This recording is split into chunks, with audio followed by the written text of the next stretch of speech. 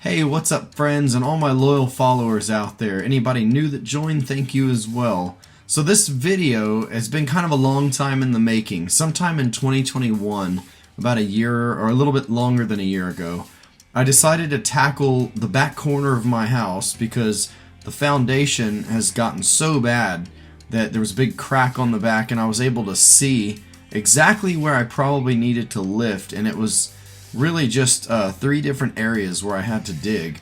And I thought, you know what, let me try this out and see how it works. Now, I had planned initially to use all the footage from that and make a video, but I never got around to the video. I've been doing other projects and trying to get other videos out there. So now I'm right in the middle of repairing more of the foundation because I knew the front of the house needed to be done as well. So I'm going to put a lot of this together in this video. I'm going to show you some of the first section that I did on the back corner of the house, and then I'm going to go a little bit more in depth in what I'm doing on this new area of the repair, because it definitely has gotten worse over the years since I've been in the house, and it was time for me to do something about it. So here we go, let's get started. This should be a good one for those of you that have looked for foundation repair, especially on concrete slabs, because I know when I was trying to find help, I couldn't find anything, and luckily I had a few friends who have done it before that worked in companies, and they were able to coach me through what I didn't completely understand. And even though I don't know all of it yet, of course I try to limit the questions that I throw to these guys when they're helping me. I try to figure things out, but you know, I'm gonna do my best to help anybody that's gonna try and tackle this, or you know, you feel like you already know most of what's going on. Maybe you can learn a few things from the way that I did it. With that being said, this is not a DIY project that I recommend to anybody who hasn't done tons of projects in the past.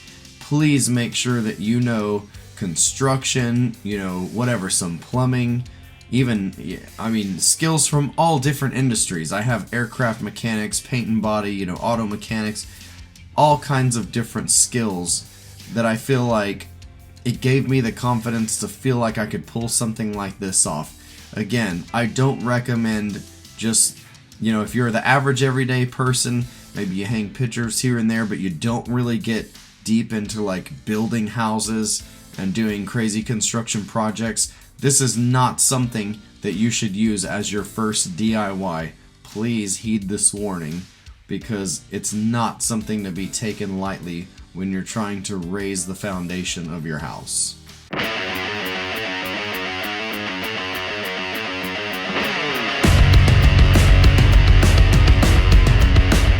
Alright, before we get into the fun stuff, let's talk about some numbers and details. So the estimate to repair the rest of my foundation after I did the rear corner came out to be about $24,000. Now, I don't know about you, but I don't have that sitting around, and I felt like if I could even spend a few $1,000s and just get it better than what it is and maybe keep it from sinking any further, I'll be happy. I've got doors that don't work, my front door hits the light fixture when it opens, things like that.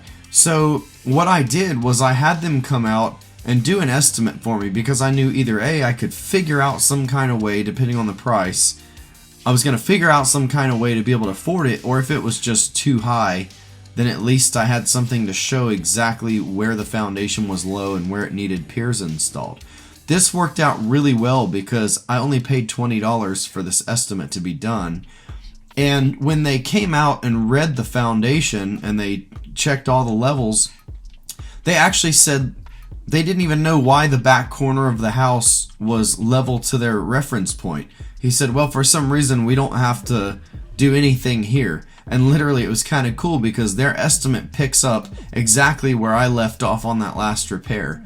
So it just goes to show that with very minimal tools and some piers and my jacks and stuff that I use, I was able to level that rear corner of my house and actually get it to where it lined up. And when they did the estimate, I mean, that would have ended up adding more to it. So even though the rest of the house needs quite a bit, throughout the garage there was going to be 2 or 3 places they were going to jackhammer through the concrete, and then on my back patio they were going to jackhammer to get underneath parts of the house as well. I'm not going to do that in this video. What I'm trying to do right now is just mostly deal with the front of the house because I can also see a crack that runs through most of the house, and I feel like I can level the front and it's mostly gonna repair that area. It's not gonna, tilt the whole house the wrong way or whatever. It's actually cracked, and I feel like the damage I have on my foundation are kind of separate areas that can be addressed, just like that back corner. I could see exactly how it was cracked and where it was causing issues on the brick, and it's like I was able to correct that. So I'm hoping that with this front repair I can do pretty much the same thing. Now, the worst spot of my foundation is sitting probably at about 3 3/4 of an inch low, so almost 4 inches down. My goal on the front of the house is to bring it up high enough to where my last step of my front porch will level with the sidewalk again.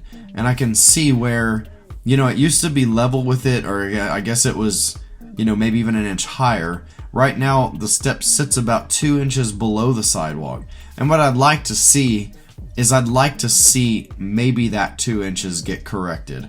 I'd like to, get it to where my last step of the patio or the porch is right at level with the sidewalk, or maybe I'll go a little bit extra so that I can kind of monitor. If it starts out a little high, I'll be able to see if it ever starts to sink, and I know if it gets level that, well, hey, maybe it's time to go in and press some more piers or shim it up a little bit. So that's pretty much what we're going to do. I'm not going to do that perfect $24,000 repair, but I am going to go in and see if I can stabilize things a little bit and make it to where at least I can fix up some of the cracks on the inside of the house and know that they're not just going to happen again, in a matter of months.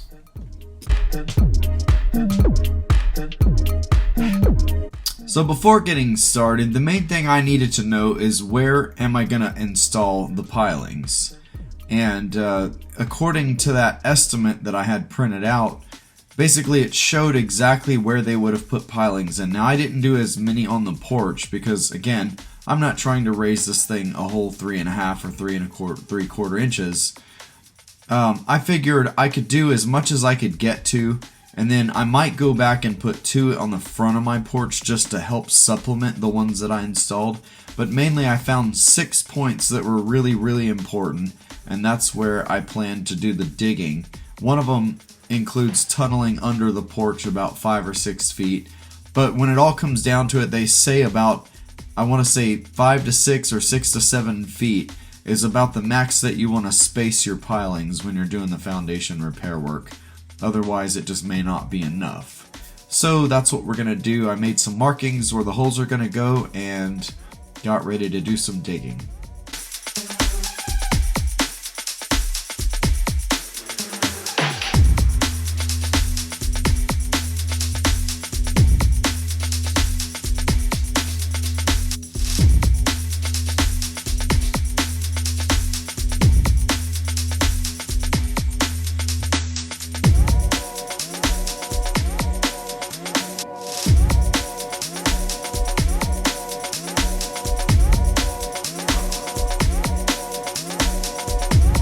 Now, this is definitely a fun part for me. I love operating the machines. I don't like the money that has to be spent on renting them because they are very expensive, but I just went to Home Depot, grabbed a little mini excavator, and dug as close to the house as I could and got the holes as deep as I could until this black Texas clay became too hard to where this small excavator couldn't even cut through it. I mean, it would have taken forever. And once I got all 5 of my big holes dug as much as I could, I felt like I was pretty much there. I mean, I was able to get a majority of it done. To get the rest of it, I used my chipping hammer with a clay spade, and it was very helpful, especially for cutting under the house. So, of course, that's kind of the way that I did the excavating, and it wasn't too bad, but I mean, a foundation repair job is a lot of labor no matter what. I mean, even if you're only doing 2 or 3 holes, it's just a lot. It's one of those things you kind of have to be ready for.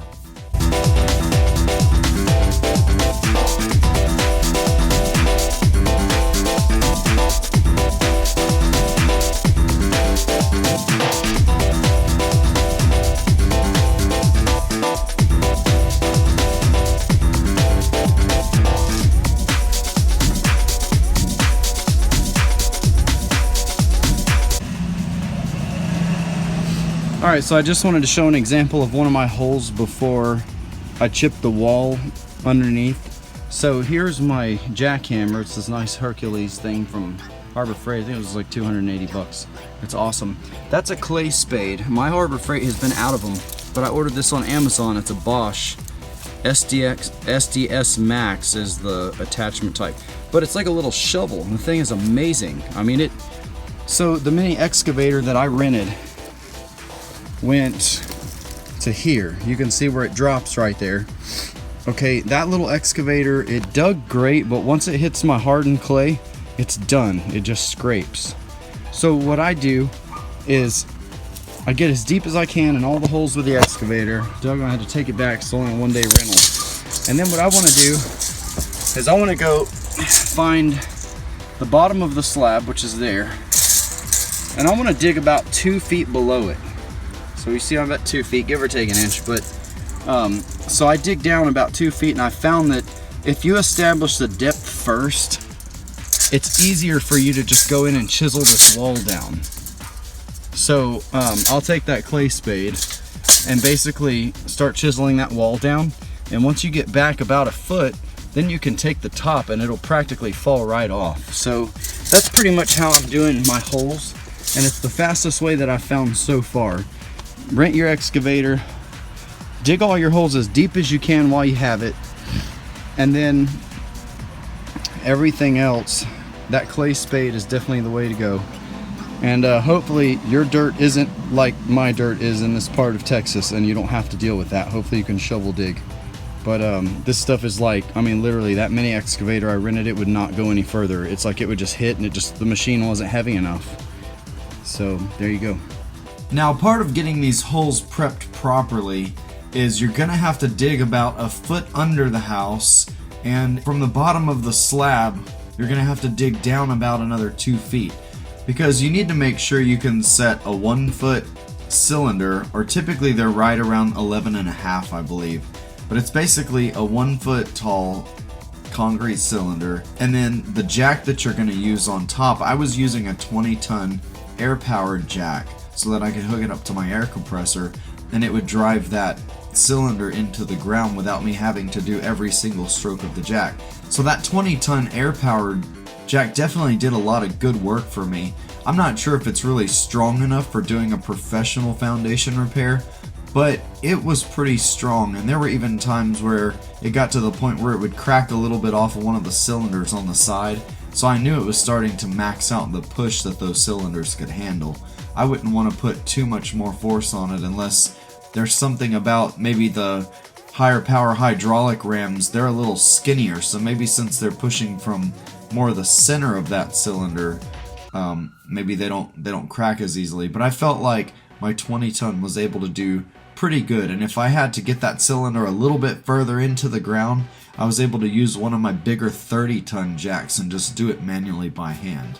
So that's basically how to get the holes prepped. You want to think probably somewhere around 1 foot under the house, and then about 2 feet tall between the bottom of the dirt and the bottom of your concrete foundation beam.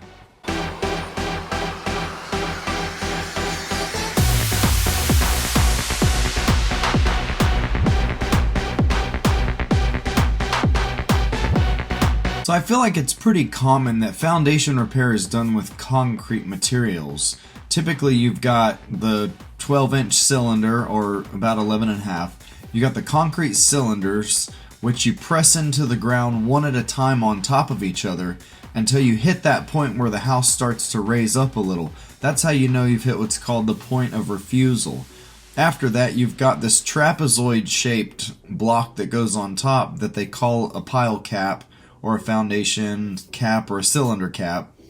And then on top of that, they're normally using 2 more cylinders to support the house in the end. Now, you're going to have to jack on one side, and then that's going to allow you to get the house up with the others, but then you end up placing a cylinder with some metal shims. So the last part are the steel shims, and typically that's the way that you see the foundation repair is done when it comes down to just using these concrete materials. Now, of course, you can get helical piers that are driven into the ground, with special machinery. There's some better methods out there. I don't have any of that kind of stuff. And also they use these really special brackets that grip the underneath of the house but allow you to install that helical pier kind of on the side of the house. So that's just a bit strange. It's more equipment than what I have access to. So the method I had to go with was the concrete cylinders with the concrete pile caps and then doing the double cylinder at the top. Now, if I had it to do all over again, and even before I did the front of the house, I wanted to see if I could order the steel version of this, because I would have loved the idea of the steel cylinders where I believe they actually have a smaller section that interlocks with the previous one. So you press the first one in, then you basically couple the second one, you press it down, and then so on until you get to, 5 or 6 or 20 of them, however deep they go before they hit that point of refusal. Also, I like the fact that the cylinders made out of steel were a smaller diameter, which means they're going to press into the ground a bit easier, also less likely to crack. There's a lot of advantages I found in doing this research, but I wasn't able to find a supplier locally that could get them for me. And I mean, if they could, they had to order them. I was ready to get going with this repair. So I figured, let me try it. The concrete worked on the back corner of the house, and I thought, you know what, I'll just be careful and see if I can do it on the front that way. But I feel like through the research I did, if you were going to do it yourself especially, the best way that would still require a minimal amount of equipment would probably be the steel cylinders. And then they also have a special cap that goes, instead of this big trapezoid block, I believe it's like a 1/2-inch steel plate with some gussets welded to it, and then a pole that just couples right over your last pressed in cylinder. So that's kind of cool. I thought that was neat, because now you're not only eliminating that cracking factor for the concrete, you're also eliminating that weirdness where, when you jack on one side of the trapezoid block, it kind of makes me feel like it could try and teeter one way, or it's just putting so much stress on half of that block. I'd rather be, if I'm going to have to place the jack and lift the house on one side, I would rather it be that steel cap that's actually coupled to the last cylinder. It slides on. I believe it had a larger diameter pipe that goes over the top of it.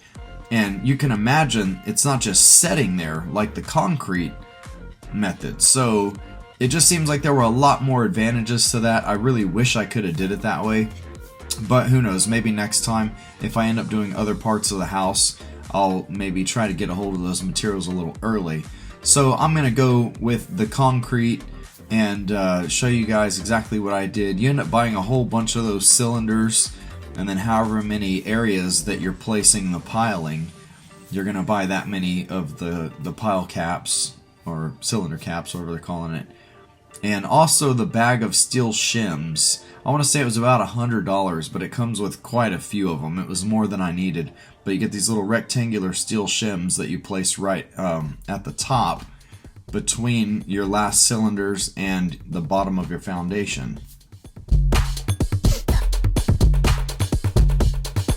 Alright, so let's see, you've got your first cylinder setting in place where you want it underneath the house. Alright, then you got your jack on top. One thing that I never ever wanted to do was jack directly to the bottom of the foundation. You don't want that metal post of the jack just pushing on the bottom of the foundation. So I used one of the metal shims, and at least that gives you some bit of a flexing apparatus. If the foundation is a little uneven, you wouldn't want that post just hitting the, just by the side of it, because then you're going to be a lot more likely to end up cracking your foundation beam, which I don't really know how often that happens. I'm sure it's happened to somebody before, but you never really want just a thin, blunt metal object against the bottom of your concrete. So at the least, you want to use one of the metal shims. Even if you want to use a really strong 2x6 block or something, that usually ends up crushing because the wood actually isn't a very, strong way to jack the house. So I've done it before, but you'll tear up the wooden blocks pretty quick, and it also makes it more difficult to measure and judge exactly how high and how much you need to press before you should stop. So there's ways to do it. Just don't use the jack directly against the bottom of the foundation, and hopefully that'll save some big trouble. I could never imagine wanting to cause more foundation damage than what's already happening when you're doing something like this.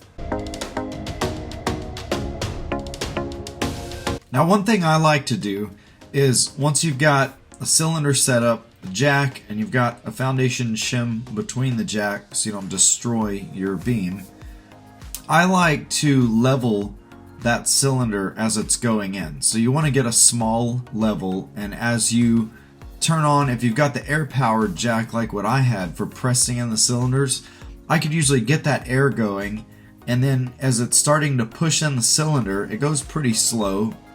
I would just try to check the level and make sure that it was staying as level as I could get it.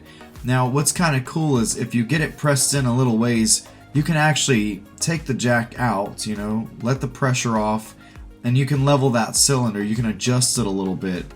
Also, right as it starts, there are ways that you can move the jack. So let's say the cylinder's a little too far out this way.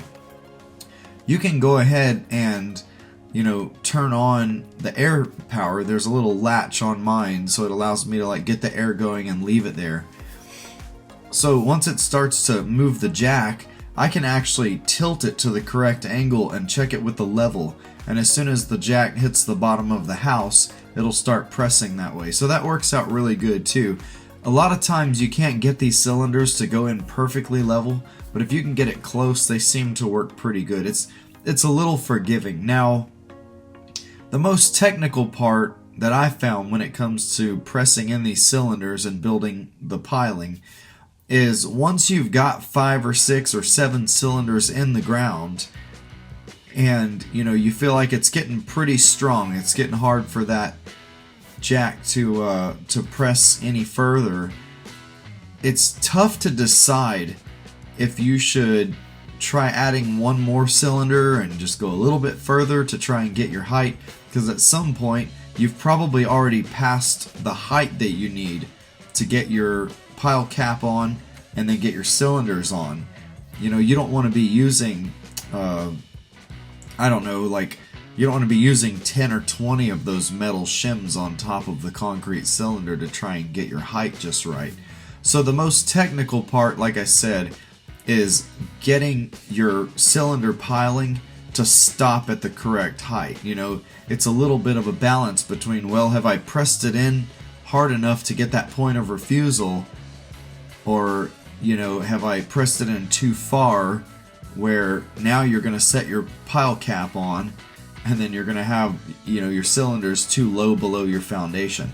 So that's a bit tricky. It's definitely a wise idea to measure your blocks and your cylinders. I want to say the measurement I came out to was somewhere around 19 inches, and that's where basically the top of my last pressed in cylinder was going to be about 19 inches from the bottom of the foundation, and that would give me just enough room to put on a pile cap. And I want to say 19 allows you to set a cylinder in, but you might need a shim or two.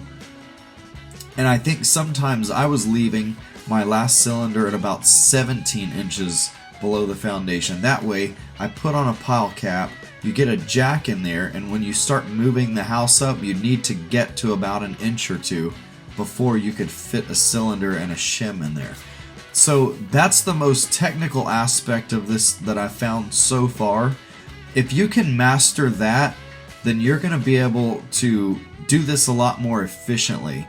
And a lot of times I was able to get the house about where I needed it and use, 2 or 3, maybe 4 or 5 shims on top of the cylinder, and I'm fine with that. But it's a little bit of a delicate dance to get that just right. Also, the type of jack that you use. I found that the strongest jack, and I think the best value I found on the bottle jacks, was Harbor Freight. They had the 30-ton for about $125. And what's cool is that 30-ton jack is a little bit shorter than your foundation cylinders. So if you think about it, you can leave the house maybe that inch or so low, and you can still get the jack in there. But that's going to allow you some room for movement, and then you get the cylinder in and maybe only need one shim, which is great. If you're having to start with a jack that's the same height as a cylinder, well then you're already, at that point where you're using shims. So it's like you might as well just go ahead and set a cylinder and a jack in there, and you start moving it. So I was being pretty picky about that. I just didn't want to have a whole bunch of shims sitting on top of these cylinders. I'm sure maybe some people do it that way. Maybe there's nothing wrong with it. But that's just the way that I felt like I could do a better job if I had the minimal amount of shims. Also, if you're doing a whole bunch of points, you're going to run out of those things. And at $100 for a bag, I mean, I'd say there was at least 50 or 60 maybe of those shims in there. Who knows, maybe close to 100. I don't think it was that many. But there were quite a few. And it's just not something that I wanted to waste. I felt like if I could get that right, then I was going to feel a lot better about this repair. Now, another important thing that I found is you don't want to cut the foundation cylinder in half and try to use that as part of your main piling. It's going to be really important to get your cylinder exactly where you want it. As long as it's a full cylinder. I mean, maybe you could cut an inch or two or a few off of it, but I found that once they get down to about half their height, they become really weak because I guess it's less concrete there, so it's easier to crush it and cause it to crack. When they're almost 12 inches tall, they seem to be a lot stronger. So I ended up cutting a cylinder or two in half just to give me a spacer for when I'm pressing with the air power jack, because that's another thing. Okay, one of the problems you're going to run into is you've got the jack on top, it presses the cylinder down, and whenever you run out of the stroke on the jack, you're going to need to take it out, put the spacer in, reset the jack, okay, so you can get that cylinder down another 5 or 6 inches. That way it's going to allow you to put on a full cylinder with the jack again. So you got to be able to create the space for your next stacked cylinder to go on.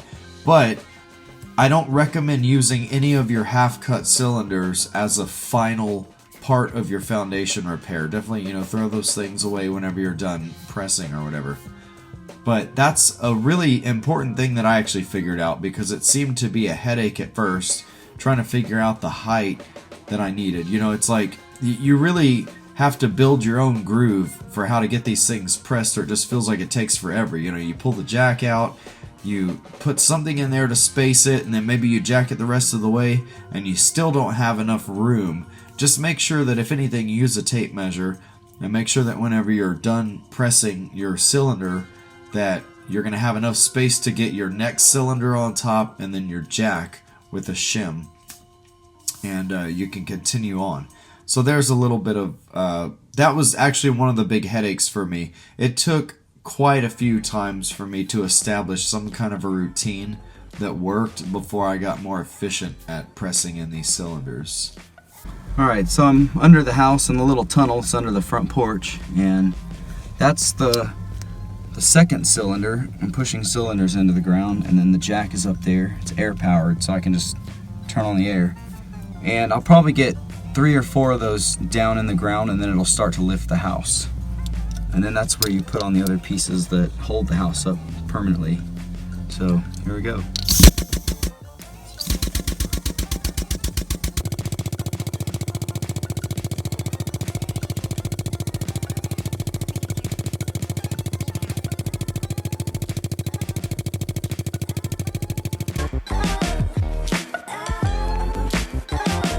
Now what I want to do before we move along is I want to rewind back to 2021 when I fixed the back corner of the house. There was something that I did a little bit different, and a lot of people would say it's extra work, but I actually kind of like it.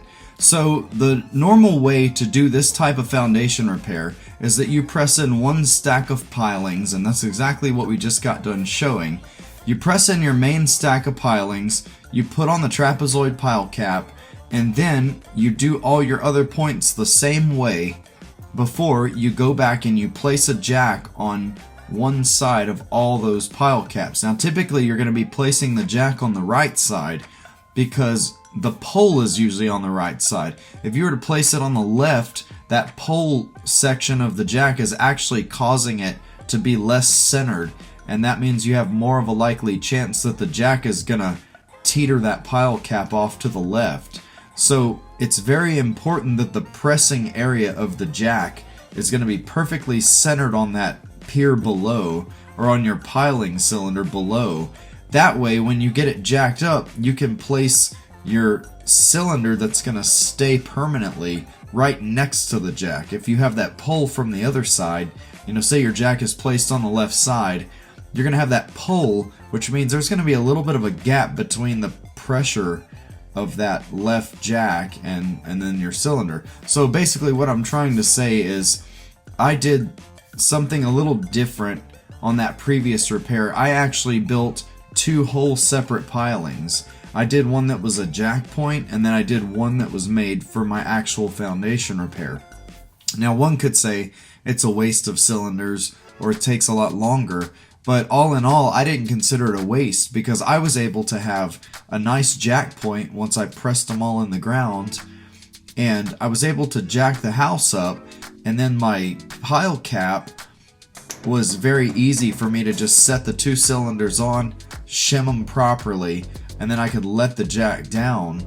And what was also cool about that was I could stack extra cylinders up and kind of have a backup. That way, if the house ever started to settle on the normal piers or pilings, you would have your jack point that it would actually settle on, and then all of a sudden you have twice as many twice as many pilings that you're setting on.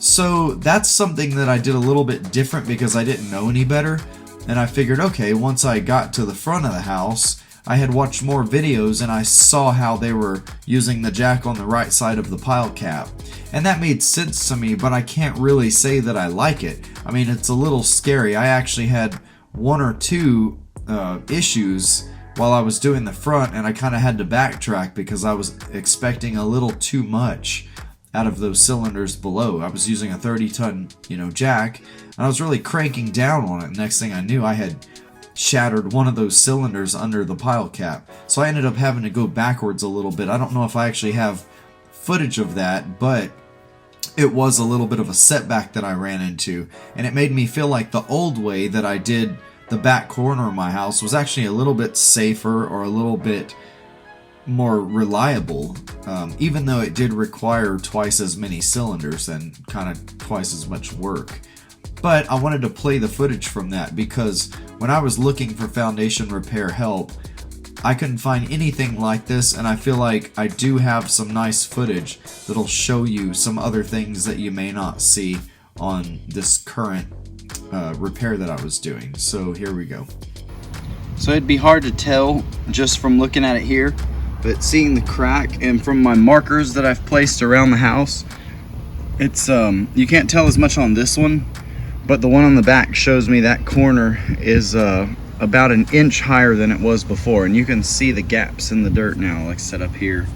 So with three 20-ton jacks, I've created a jack point pressed into the ground, and then I've got the main pier pressed into the ground under that pile cap, and I've got the 1, 2, and third one is on the back corner, and just with those three 20-ton jacks I've been able to get it up about an inch, and I feel like I can go about another half before it kind of maxes out the jacks, but just not sure yet, so we'll see. But success so far. Hopefully it stays that way. I've been actually putting shims in under my piers as I get it higher, so that if for some reason a jack were to fail, it would just barely set back down a little. I like to believe now it's kind of at a point where it shouldn't go back to where it was, so there we go.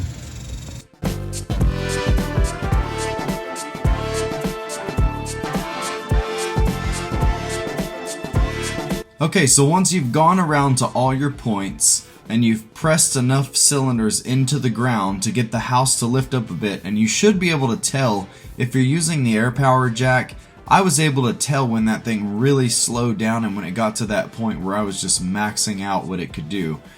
Also, you got to make sure your cylinder, like I said before, ends up at a height that you're going to be able to work with when you put on the pile cap and your finishing cylinders on the top. So once we get there, you want to set that pile cap on, and of course it's like upside down. Basically the wider base goes to the top, and make sure that it's centered pretty well on that piling below. It's gonna set, it's gonna have a little bit of room where you can probably move it about 1/4 of an inch, maybe not too much, but it's best to get that thing as centered as you can, so that whenever you place on the jacks, you're gonna be able to measure that they're perfectly centered on that pile cap, and know that you'll have a very small chance of that thing teetering or causing any kind of issue being on that one side. So get all your pile caps set in place, get all your jacks set on the right side, and that's where you're going to get ready to start doing the final lift of the house.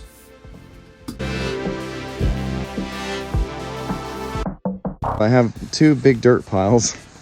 I have 3 holes with jacks, and then 2 more holes on the other side. And since this is low, my house is actually down about 3 inches. So I just want to get the step a little bit closer. It doesn't have to be all the way, but I've had to dig these big holes. So you slowly jack the house up, raise it, and just try to get it as high as I can. Now this next part is usually where a crew of guys would be together, and say that you had 8 lifting points. In my situation I had 6, but let's just say you had 6 or 8. Okay, you'd get a guy on every single station, maybe a guy at every 2, that way they could kind of jump back and forth if you only had 2 or 3 people. But the main objective here is that you want to jack each point pretty evenly with the others, and you want to try and raise the house together, okay? So the way mine worked out was, since I had 6 points, I had 3 on one side and 3 on the other. What I ended up having to do was start to jack the first one, and I knew that I was making some progress there, so I went ahead and I moved over to the second one and got it going. When I felt like I made a little bit of progress, I moved over to the third one. Now, you're going to feel the jacks definitely have some resistance, but what I purposely did was, on the end, I knew I didn't need as much force because it was a corner. So there was one end where I had a 20-ton jack, and I knew that that jack was going to max out before those 30-ton jacks. And I wanted to be able to feel that 20-ton get super tight, because I knew that if I had been raising the house and that thing got tight, I knew that it was time to move over to the other jacks. So once I was able to get a nice gauge of how the 20-ton jack felt when it maxed out, I knew that the 30-ton jacks would give me some lifting before I felt them actually get tighter and get to where I took more pressure to make the jack. So that was one way that I was able to kind of gauge what I was doing and make sure that I wasn't putting too much force or too much upward pressure in one place at a time. And what was really cool was I was actually able to feel in the jacks when it felt like that side of the house got a little high and I had kind of maxed out all 3 of them. I was able to go over to the other side and raise those 3, so that, and in a way I was really working my way across, but I could kind of work one side a little bit more and then go back to the other side and work it a little bit more. I was able to alternate them to an extent, but for the most part we were really lifting all 6 points together. So that's going to be really important, and you're just going to have to get the feel for it. Unfortunately, there was one point where I was maxing out the pilings a little too much when I first started to try the right side of the house, and I want to say I cracked I want to say that at 2 of my points I cracked the top cylinder below the pile cap, and I actually had to let everything down and go back and pull those cylinders out and put in a new one. So that was something that, in a way, it might have been kind of a good thing, because I was able to see what kind of force that they were able to handle before I did the ending lift. And once I had the feel for it, that worked out really well. I was able to just work my way across 3 points and then go over to the other 3 points, work my way across. And eventually I ended up getting the house to what seemed to be close to about 2 inches higher than where it was setting. And another thing to consider when you do the main lift is it's going to be wise to try and go a little bit higher. You know, if you thought you were going to be satisfied at 1 inch, try and get at least 1.5 inches out of it, because you're going to need a little bit of play area where you get your shims, and of course everything's going to compress a little bit. Even though we're talking about concrete and metal shims here, you're going to need a little bit of room for the play when you let the first jack down. Even if you get a cylinder in and you get your shims perfectly placed right up to the underneath of your foundation, there's still going to be some compression there. So as you let that jack down, you're going to lose probably 1/4 to 1/2 inch. Hopefully not 1/2 inch, but you're going to lose a little bit. It's a noticeable amount of the lift that it's going to come back before it actually stops. And you just want to make sure that you overcompensate a little bit, so as you're letting all your jacks down, you're not putting the house right back to where you started from. Alright, so here we are, we're by the tunnel. I've got one of my pilings in there, or pier, whatever you want to call it. This one back here. We're getting it jacked up. Now you can see we've made some progress with the jack, and I'm putting in the permanent cylinders as well as I go. That way, if there was to be like a small failure at one of the jacks or something, then the house wouldn't go back down. It would, you know, I'd still be up pretty much what I've got so far. But this is neat because you can literally see like way in there. And this only looks like, right now if I measure it, it's about 1/2 inch. But in order to get it to go this far, it's actually moved close to 1 inch. You know, you'll move it a little bit, the dirt will kind of go up with it. You know, at first it's tight. I mean, the dirt's all up against it. But then as it moves up a little, you start to see a tiny bit of a crack, and you really have to go a lot just to see this. So this is amazing. I really think I mean, it was about 3 inches low, and if I can make 1 inch, 1.5 inches and get it stabilized, I'm good. I'll be totally cool with this. I mean, so I've got 6 places all together. I've got my tunnel, one here, one over there, and then on the other side of the house, it's we can't see it, it's the same. There's 3 more over there. So, but yeah, it's crazy. I mean, you can see gaps where, you know, when the house was, I don't know, that jack is up about, it started pretty much all the way down. I shimmed it to where it was gonna use all the lift. So we've probably brought it up, that's a little bit more than 1 inch right there, but you gotta also realize that the piling is it's gonna cushion down a little too, even though, I mean, I have them pushed in as good as I can where it started lifting the house, but I know that they spring back a tad whenever I would let the jacks down earlier. So there's a little bit of that's being used for the spring down. But yeah, I mean, there's gaps. I'm making some progress. Look at that. So it's cool. I'm gonna keep on going with it and hope for the best. So far so good. This should be the end of it tonight, and I can maybe backfill tomorrow or the next day.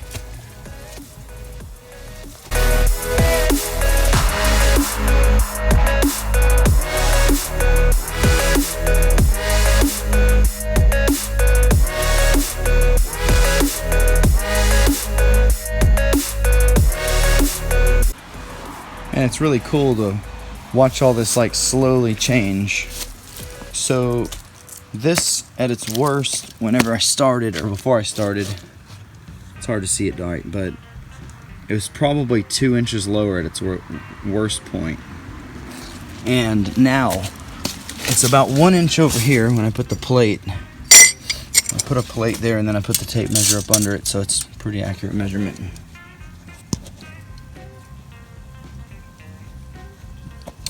Yeah, about 1 inch. I don't know if you can see it.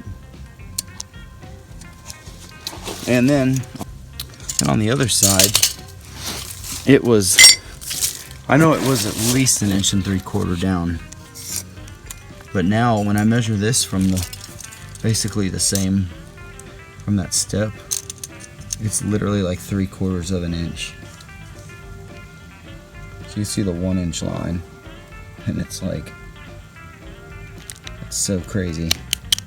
So definitely made some progress. Man, the whole front section of the house is raising up just very slowly. So it's pretty stinking cool. Alright, this is pretty wild. I need to put some shims under there since we're getting somewhere. I didn't think I would see this much movement, but this is the side of the house that was 3 inches low. So I'm thinking, you know, there must be some things about the house that want it to naturally come up a little easier on the side that was, you know, I mean, it's all built together, so maybe the lower side wants to easily come back to its natural height. But yeah, so you're seeing about 1 inch here, but that also means the house was sitting down in its little places, so it's probably moved about 1.5 inches up on this side so far. So I didn't think I'd see this much movement. This is insane, but I love it. Man, that's crazy. Amazing. There we go.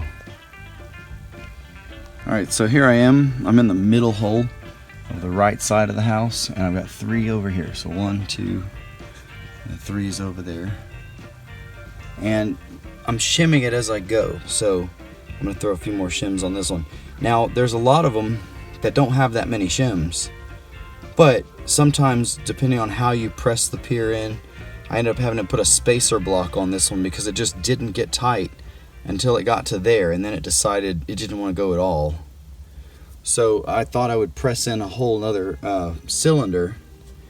That's a little bit where the delicate dance comes in. You got to figure out, you know, depending on how slow your push is going or what tool that you're using. It's all about learning the tool you're using, whether it's a hydraulic ram or an air-powered ram like what I'm using. And you know, it kind of, I felt like I could get another one, like stack another one on there, but then whenever I tried, it wasn't gonna go. This got really tight, so I decided to add the spacer block, and that's why there's still more shims there. So the other ones aren't like this, but anyway, that's going on. You see some crazy movement here.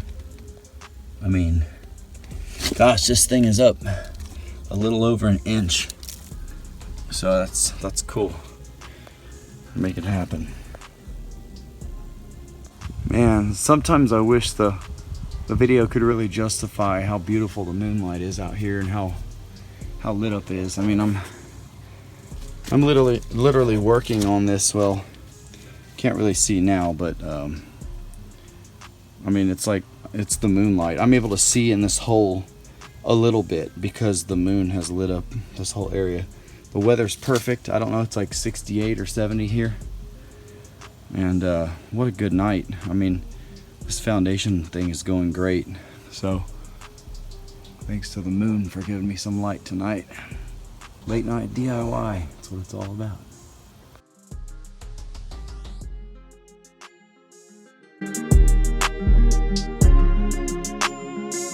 Now, a lot of times foundation issues can bring along sewer pipe issues as well, or other pipe and who knows what else.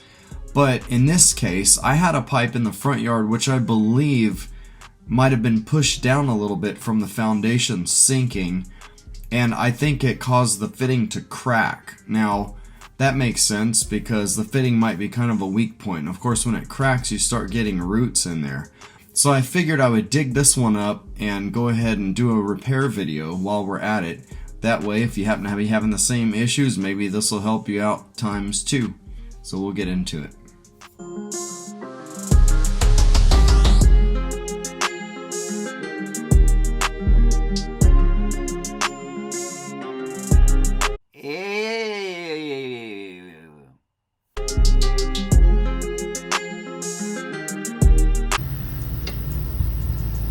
So the crap down in the pipe is like, looks like a bunch of growth, either roots or some dirt and stuff, and you can see the passage going through kind of in the middle.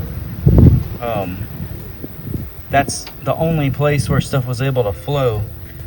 But this pipe is before the one that I installed. So let me zoom out. So that's the clean out I just found.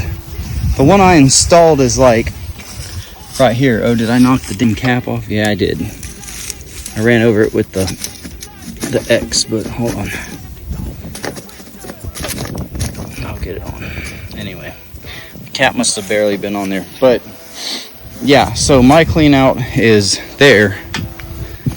And all this root crap is like before it. So I'm just gonna have to dig this up and see where the pipe's broken and see what's going through it. Alright, so here we are. You can see what was going on is the fitting was cracked right there, and there was a lot of water leaking. So roots started growing not only under it, but into the crack. And if you look, it's hard to video inside the clean out. But if you video inside there, you can see the roots. I mean, there's maybe only a 1 or 2 inch passageway for water and sewage to flow through. So the roots are really obstructed. Now the other crack is just one that I probably caused when I was using the excavator. I moved it a little aggressively because I knew this was going to have to be replaced anyway, and I ended up hitting the pipe, so I think it cracked it down there worse. But nonetheless, you can see there where it was already broken at the fitting where the roots were going through. So this is actually 4-inch sewer pipe. If you go to Lowe's and you look at their PVC, it's not going to be the same thing unless you actually go, and you can see if I were to flip the camera over, it says SWR or SD, whatever it is, SDR, I don't know, I thought it said sewer pipe on there. Yeah, it does, SWR right there. Okay, so those fittings are a little smaller. This is what we consider DWV.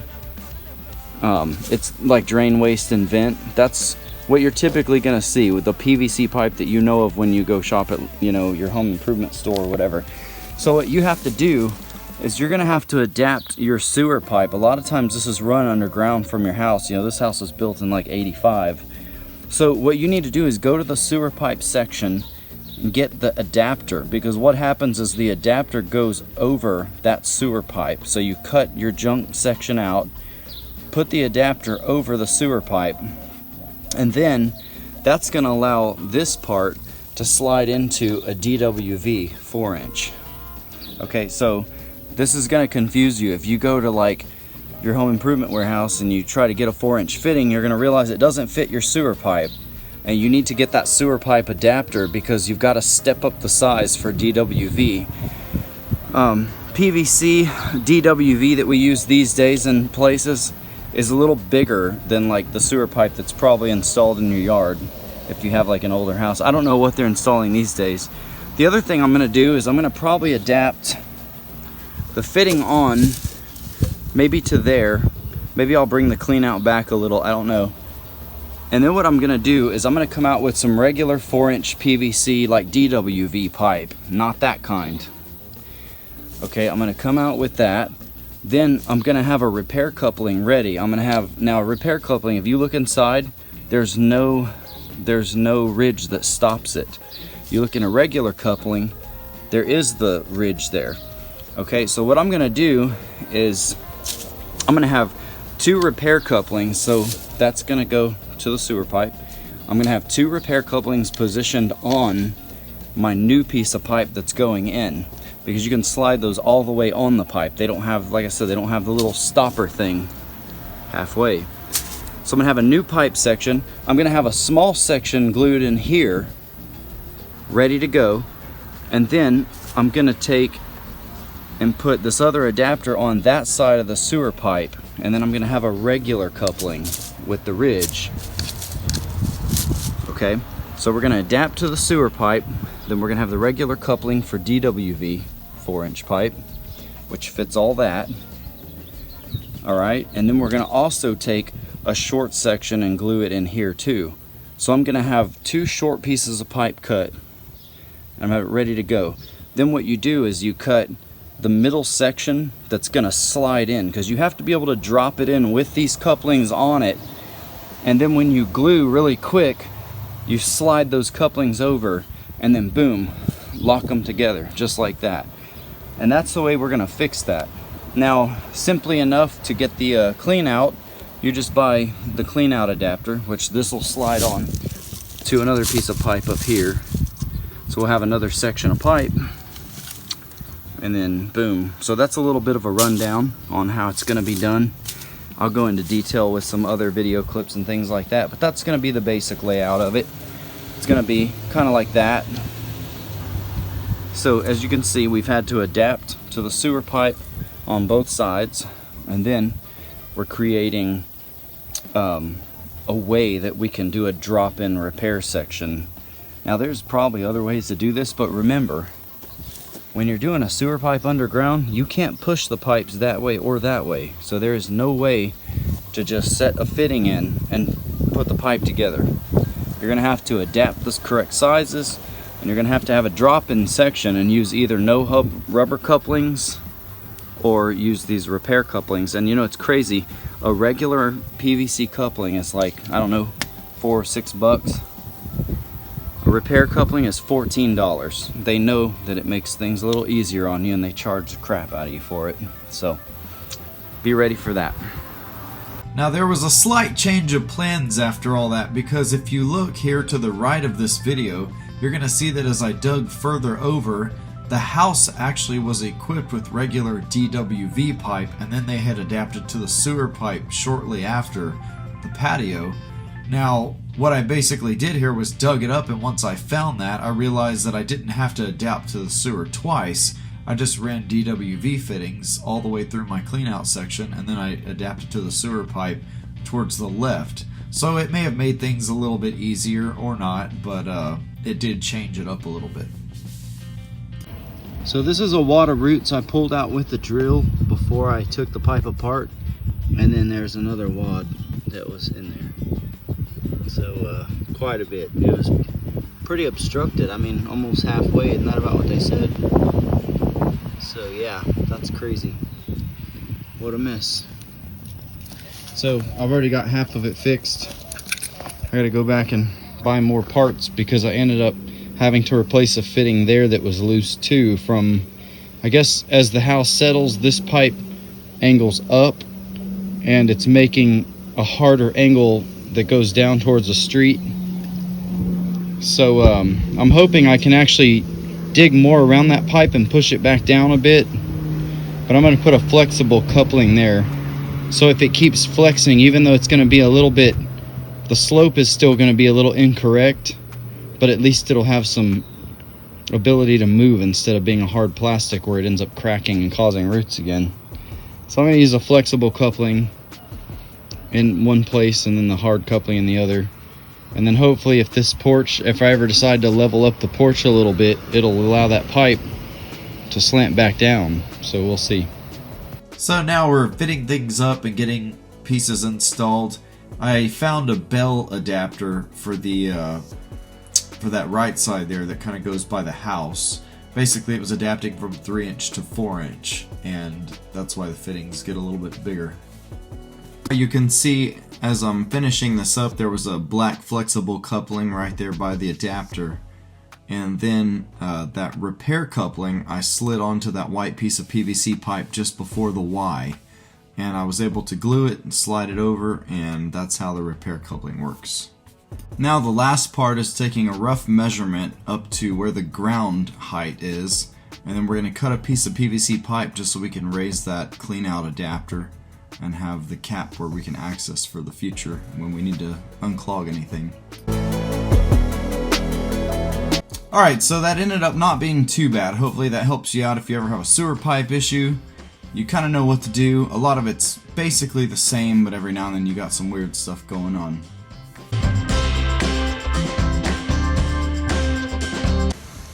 Well, I did it. Can't believe it.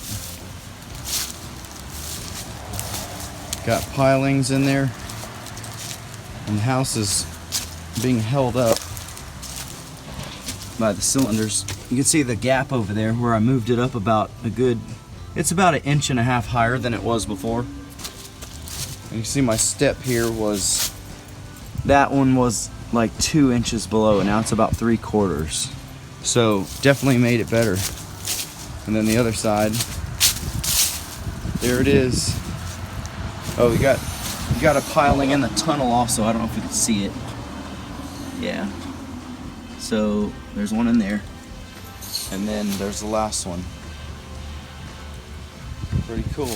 All right. it's time to get it all covered back up.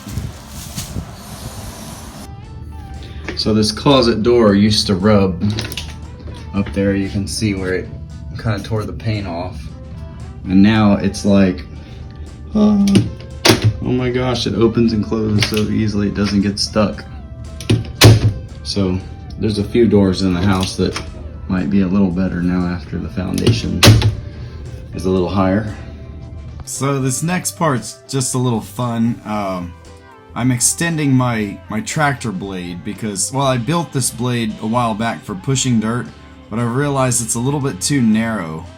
So I'm adding some sides to it, about an extra 6 inches, because I want this backfill to go a little easier. So that's what we're doing here.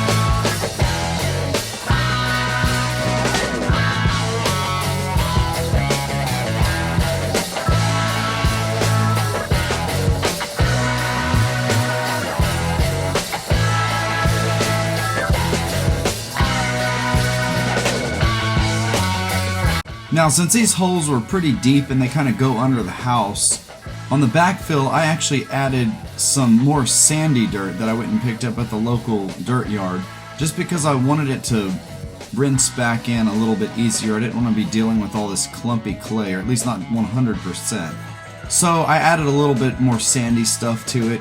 I'm also using water so it kind of washes down in the crevices better.